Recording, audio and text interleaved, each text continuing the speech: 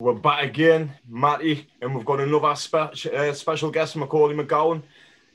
Just like to fire off a couple of sponsors. Spartan BK FightClub is always fantastic sponsor, but the main thing you should check out the branches. We've got the new branches opening. SpartanWars Ring BKB, also the Northeast branch, the Midlands branch, and the New Bloods branch. Head over there, check out the Instagram, Facebook, YouTube channel. Everything's on there. Daily content. Fastest growing BKB company in Britain, dare say the world. So yeah, fantastic. Keep it up, guys. Mr. Bloom Black Seed Oil Mechanics, also fantastic product. Fantastic family running it. Absolutely brilliant product for your health benefits. Check out, even Google it, Black Seed Oil. It's fantastic. Head over, Matty. I want to give a massive thanks to ScotWest Shellfish, Heathen Clothing, and the Governor Sports and Nutrition. Well, obviously, we've got to do these podcasts from home with our Zoom. So they've been helping with like buying equipment, like cameras and lights and that. So big shout out to our sponsors for keeping it going. Macauley, how are you doing, my pal?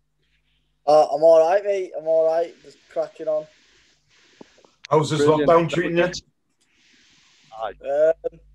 This lockdown, I'm getting a bit annoyed with it now, but I hadn't had a fight, so I'm a bit annoyed at this lockdown. Yeah. I had two in the last one, but nah, I don't live my life any different, to be honest. I go to work, I still run, I still get to be in the gym, I come home and see my family, and that's pretty much what I do anyway, apart from I just can't do anything interesting on the weekend, so yeah. So you've got your routine very well concrete set. I've got to be in a routine. If I'm not in a routine, mate, all hell breaks loose. So I've got to be. I was just about to say that, because before we jump into your early career and stuff like that, you're known as a bit of a character. It's no secret that you went a little bit at Florian Marku in the hotel. Can you talk me through a bit of that? Because that just does some up a little bit of frustration when you are going at him. I thought it was very entertaining. Yeah, it was great. Basically, I did an interview on the Tuesday night when I got there at the bubble, and I thought, I'm here boxing at middleweight, right? Fucking, I'm not no middleweight. I thought he's a welterweight. He's another welterweight on the card. And I thought, let's put in. After this fight, I want to fight a welterweight. I want an opportunity. So I thought, I'm going to give it him, and he'd been calling everyone out. So I thought, mate, he's a gobby little midget, him. So I pretty much said that, and then the interview went out on the Thursday. So then, and then he obviously seen it, and he put "say" to my face. So I thought, come on, man, you're like down, like, of course, like I can't say no. So I said, "What's your room number?" And then obviously he said it. So I had to go down. I couldn't not go down. I was bollock naked, yeah, and I was like, I need to put my pants on. I honestly think it's, to an extent, it's good for the sport, because we've got to have these, dare say, heated rivals, but we've got to have these heated exchanges to create a bit of attention to the sport, obviously, because we're not getting a lot of attention at the moment. There's little to big fights happening, but little bits like this does help garner the attention for the future. So fair play to you, boy. Fair play to you. Yeah, of course. Like, no one knew who I was. I'm just a fucking lad from Manchester, and I thought, I'm going to take this opportunity in all aspects how I can. And I love a fight. So the thing is, with boxing, I think with the big sponsors and especially Sky Sports and the way you see Anthony Joshua, you see a lot of, like, everyone's a bit media trained, and like no one's actually saying, at the end of the day, as much as out of boxing, we're all nice people. I'm a fighter. Like, I want to fight. I don't like you. If you're my weight and we're around each other, let's fucking fight. Like, we're not pussies, are we? We're not like a bunch of like, oh, you shouldn't really say that. Why shouldn't I fucking say that? I trained to fight. Exactly. Like, I'm going a bit ready now. I've been in the cold, running out, and I've come in and the heating's on. So.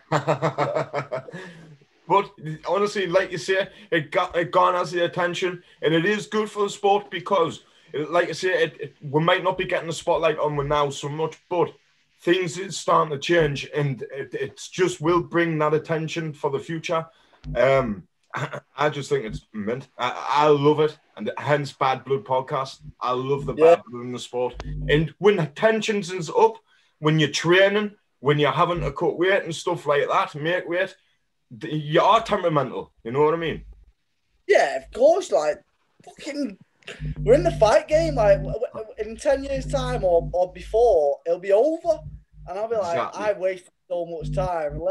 I don't, at the moment in time, if you're my weight, I don't like you, and we'll have a fight. Like, respect. You've just got to take them risks, haven't you? What?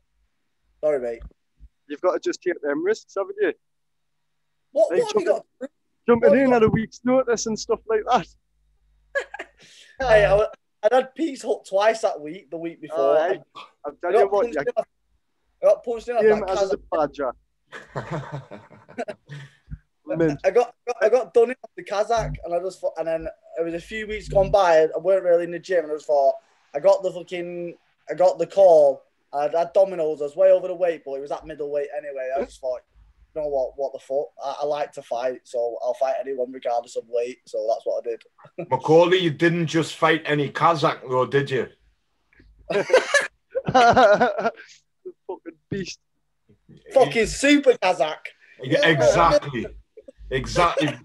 We'll just move on to that. How good is he? As good as everybody says he is? I don't know. Like, I think he is, because he battered me from pillar to post for 10 rounds. Right. Imagine if he fights next and gets chinned. Like, he is fucking mint, and then he goes and gets chinned. But yeah, fuck me. Yeah. I have nightmares over that fight. Mate, that shows a testament to your toughness, though, because that man is a very, very, very good. He's got an outstanding amateur career. Being Israel Madrimov, I mean, how are you? You know what I mean? That's no mug right there.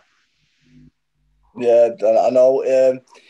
The thing is, like, I remember on obviously, mate, any fighter, that tells you they don't see Twitter, the lying. I search my name. If I've had a fight, I'll go to Twitter, and search my name just to see, like, what people might have put about the fight. And obviously, I knew people were giving me a bit of stick. I can't remember who, but I just remember, not stick, like, nothing I took to heart, but, like, they're saying, get him out, pull him out, why the fuck is this going on? And I totally understood it. Like, if I was on Twitter watching that fight, I would have been the same. Mm-hmm. What people don't see is the year that I've had, the few years that I've had, the things that you go through in life. Like, I boxed him after, like, pretty much 3 years out. I had 2 4-rounders against nobodies, and I had another 16-month out while he'd been boxing Israel Madrimov. He'd been world amateur bronze medalist. He'd been up there at 75 kilos, which is fucking the big boys at that. I've jumped in at 16 after 16 months out, and I haven't really been living a life. I'd been off the rails. I've been doing this, and I boxed him with someone who's been on it.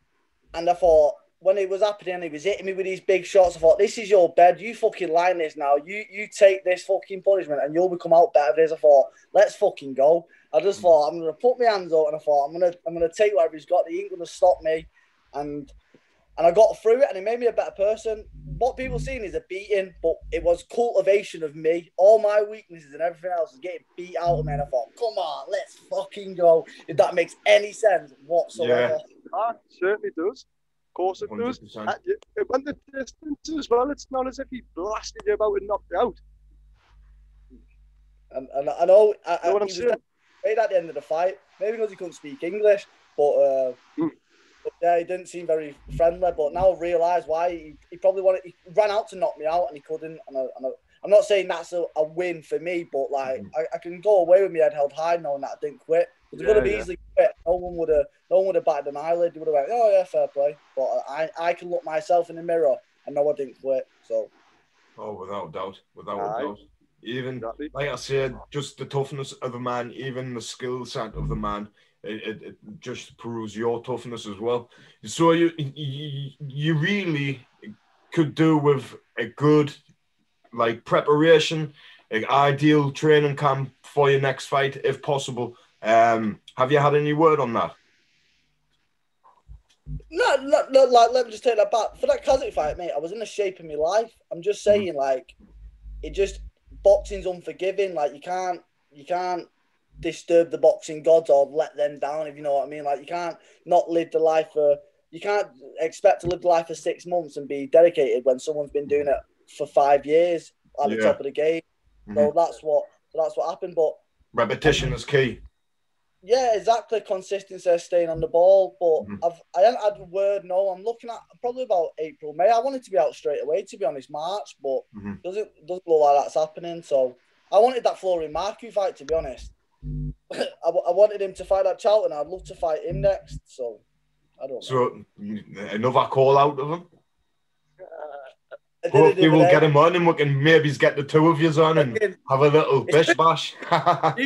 Personal. Right,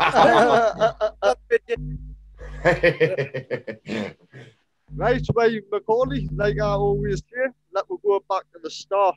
What got you into boxing?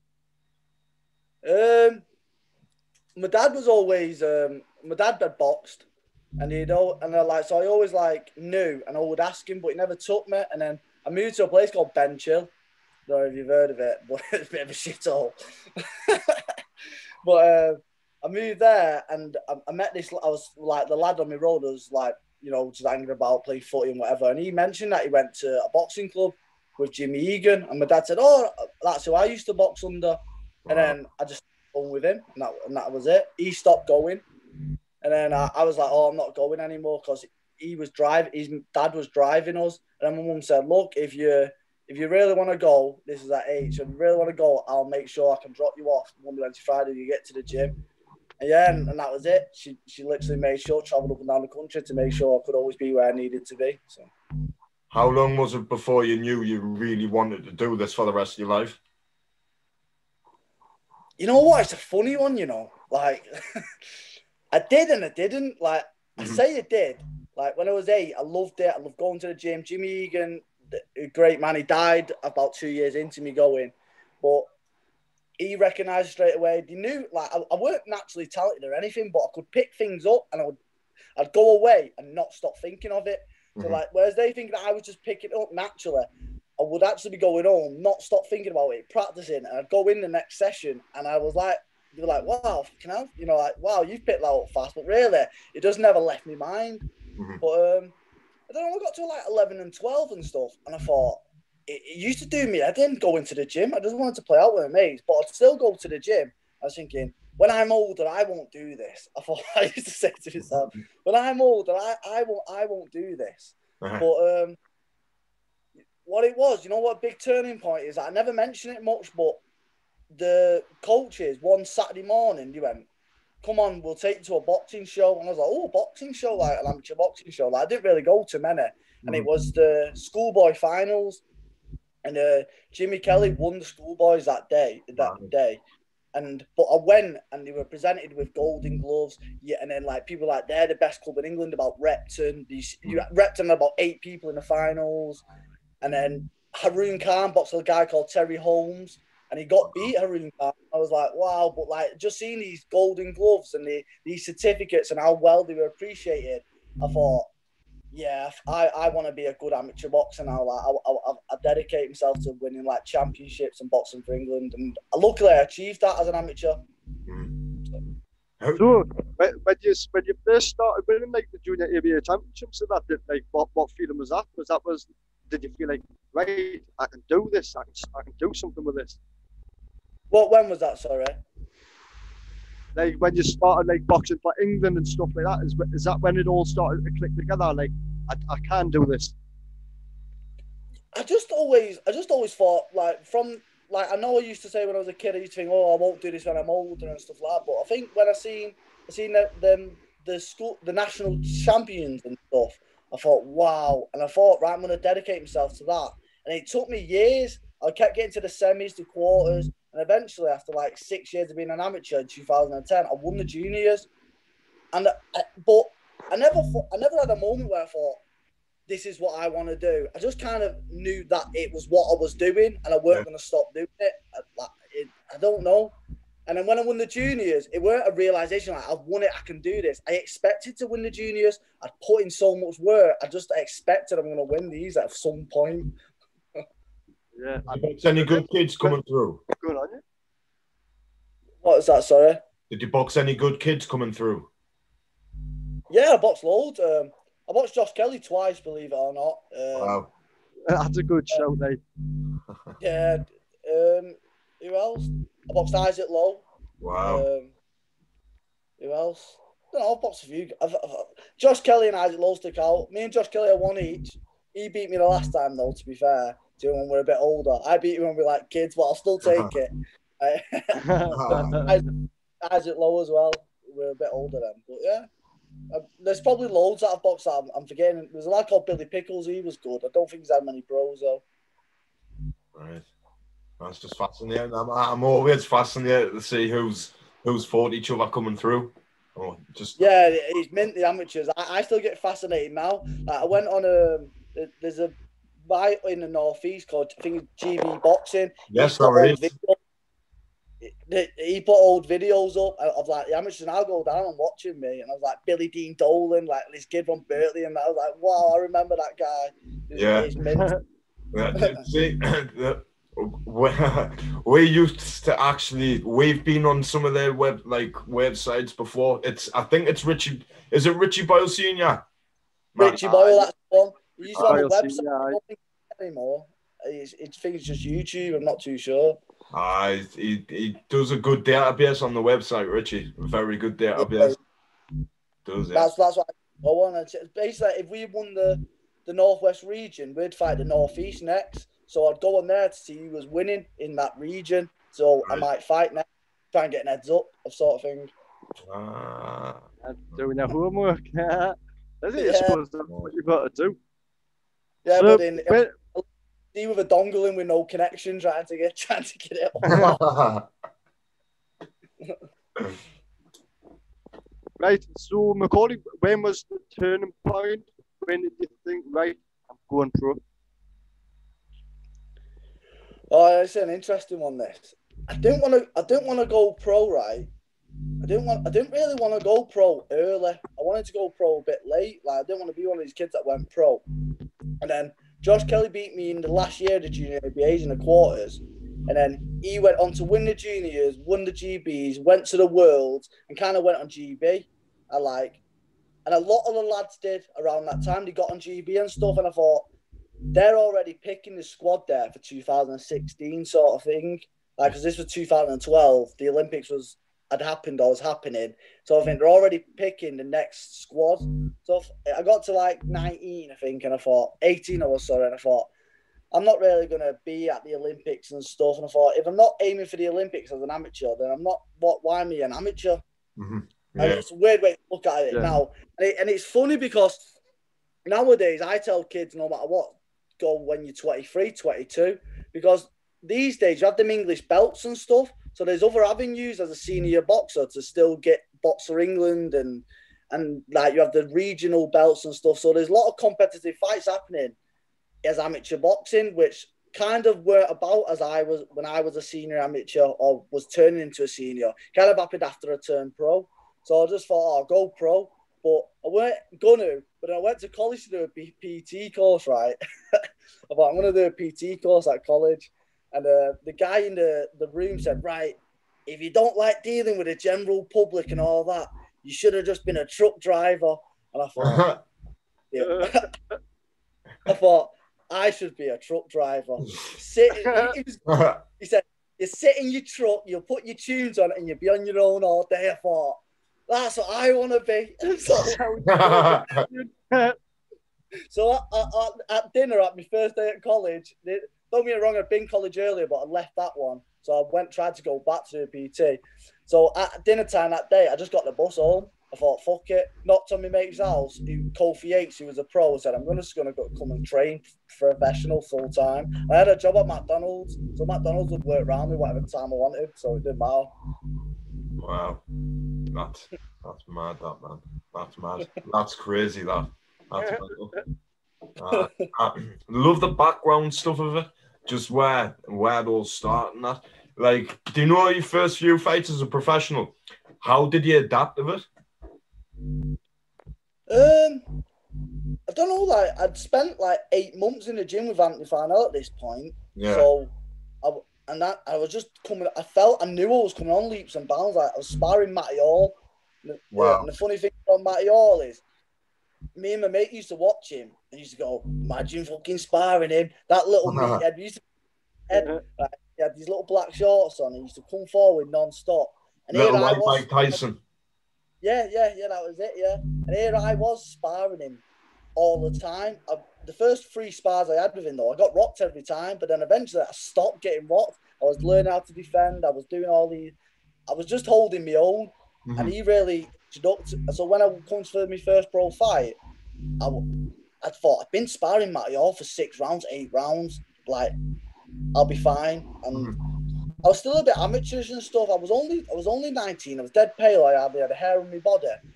And like, I just did what I had to. I knew I'd do what I had to do. That was it. I knew I'd do what I had to do. When did you start sitting on your shots? Was it because I was going to ask you about being with Arnie, because he's known as a very staunch trainer and getting the job done. How did you just adapt to the training, let alone like the fighting styles, from the difference from the amateurs to the pros? I don't know. It was over time. Like at first, I was a bit more in and out, fast feet, fast hands, like a bit constant. And then I think, but like over time, like I was saying this the other day, I only used to watch like certain boxers, like the best amateurs, the best professionals, like undefeated records and stuff. But Arnie used to have this TV in the gym with like fights on of like Mexicans fighting, like that I'd never heard of. And like they'd have a few losses on the record, but they were doing amazing stuff. And I think, wow, these are proper fighters, these. So I just watched these and then try it on the bag. And I don't know, over time, I just started adapting to being a bit more come forward, a bit more trying to have a read and write and stuff. And maybe sometimes I went too far that way. But I'd say around my 5th fight, I think, and I stopped this kid. I had my first stoppage. I ran out and bowled this kid over. It was pretty funny, really. And then I kind of started being a bit more come forward then, and a bit more trying to hurt people instead of just doing what I had to do and nicking around and running. Wow. But like, as I say, I don't think I could have went with anyone else at the start of the professional career, because I don't know, I just gelled with Arnie, and he just understood how I wanted to train, how I needed to be, and he made me he'd chuck me in with anyone, any weight, any spar. He just made me really physically, mentally hard, and that was Arnie, wasn't it? Arnie was like that as a fighter himself, and like I'll always take that no matter what. Like even when I'm trying to box stuff, I just know I had that grounding of just being an hard bastard. To be honest, I know I was an hard one, and that's the end of it. So, did you have like? When you were turning from amateur to pro, like how many was there many promoters involved? Was there many picking that year, or did you have many offers to pick from? No, nothing like that really. I was I'd won the juniors and stuff and that, but I weren't like major senior or Olympian or anything like that. But I went to Arnie's because my mate had gone there, so I just went and I loved it. So I stayed there, and Arnie had a bit of a working relationship with Frank Warren. But while all that was going on, I went to MGM Marbella when it was MGM in 2013, and I was going to sign and live over there with them. I would have been like one of the first boxers that they would have signed, apart from Bradley Saunders. Yeah. And I think they had Steve Mera. Let's not talk about what happened to Steve Mera. But like the Tom Stalk and that. And then, so yeah, I was going to sign over there, and then I just thought, no, I like being with Arnie. I just like being with Arnie, and then we had a few fights under Frank Warren, and that was it. I just didn't go over there. Is there any regrets? Regrets? Any regrets? Don't know. You know what? I say yeah, because if I signed with it was MGM. If I signed then, I would have been well looked after still now. Like, I would have been like one of their first ever boxers. I would have been like, with like how big they've gone, I would have reaped a lot of them rewards by being one of the first people they signed. But at the same time, I never wanted to leave Arnie, and I don't think I would have progressed the way I wanted to if I had left him. So for the boxing's sake of like personal development, I was right to stay with Arnie, and plus I wanted to be at home with my missus and that. Yeah. Good choice, right choice then, by the sounds of it. So are you the type of guy to have your family around when training, or are you type to be away from them? Yeah, I just live at home, and I love it. Like, family comes first to me. Boxing, boxing, right? It's my absolute everything, but in the same breath, it's just nothing. Like, I understand that there's a life outside of boxing. Yeah. It's why I train my bollocks off in the gym. I dedicate my life to it. But at the same time, I know that when it's over, and so that's why I don't take it too seriously. Like with the press conferences, with how I act, I don't try and take it too seriously because it's only boxing at the end of the day. You know what I mean? Like, it's only a sport, but in the next breath, it's absolutely everything to me, and I hate everyone. I don't know. It's an head fuck to get around, but my family are there for me, and I make sure I'm there for my family as well. Whereas some boxers, I'm not digging anyone, but you hear a lot of stories out. They make these sacrifices, and the family was there for them and stuff. But I want to be there for my family. That's why I go to work, and I want to be in the house. I don't want to. It's bad, and I might never get to the heights that some boxers will do because I'm not willing to sacrifice crucial moments of my kids' lives for it. I'm just not willing to do it, and I won't. So, how supportive is your family of you? Oh, massive! I wouldn't be able to do what I do if it weren't for me, my girlfriend, my fiance, looking after the kids, making everything's all right at home, keeping the ship sailing. So, yeah, I wouldn't be able to box if it weren't for pretty much her, really.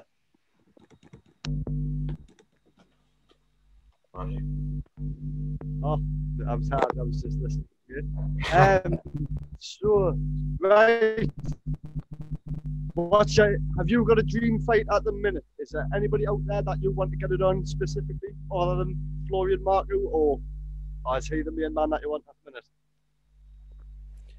I'd love to fight. Mate, I had it in my head that I just want to fight Florian. I feel like that was it. After that night in the hotel, I thought I'm just gonna fight you. I don't care what happens for the rest of my career. I just want to fight you.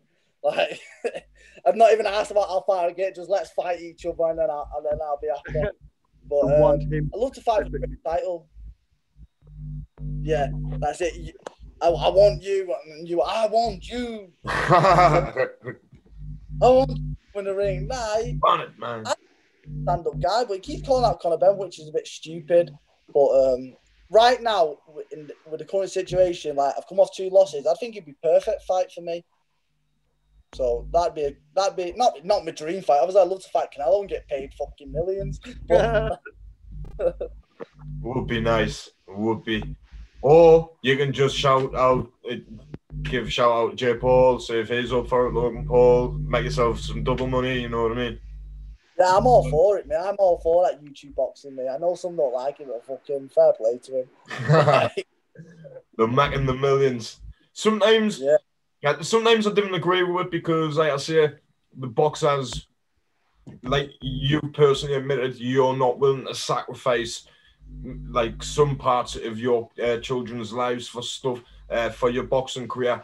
Some boxers do. Do you feel for them in that way when a YouTube star comes across and gets off at that type of money when they've been grinding in the gym for all the years and sweating and taking heavy shots constantly? And yeah, it is mad, isn't it? Like, I used to hate going to the gym, like some days after school when I should have been playing out with my mate. Not should have been, but could have been playing out, kissing girls and stuff.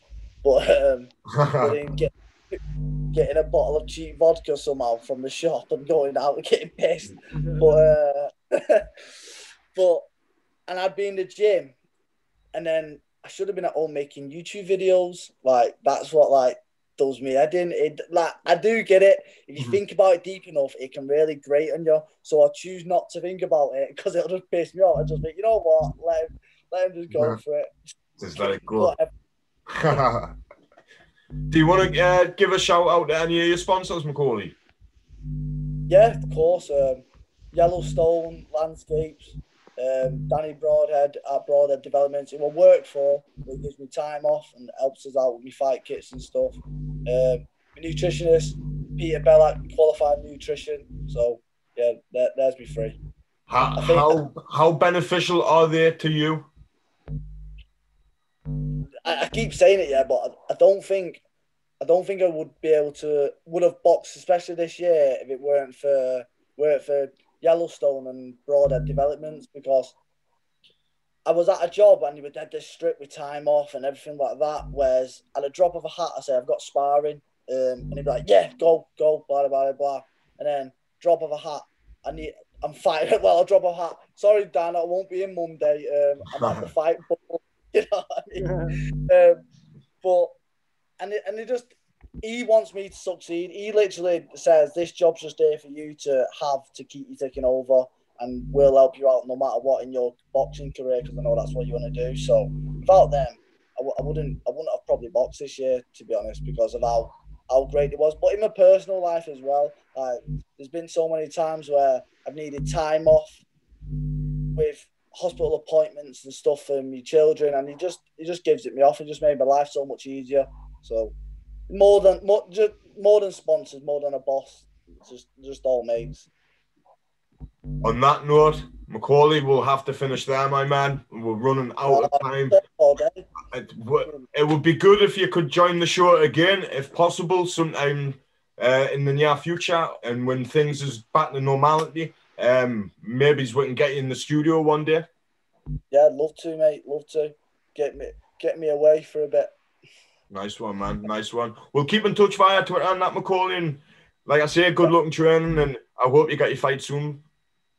Yeah, yeah, definitely. If he doesn't, I'll just call him out. You might see me on a bill next week. Yeah, I'm just been talking to you. Mentioned a fight.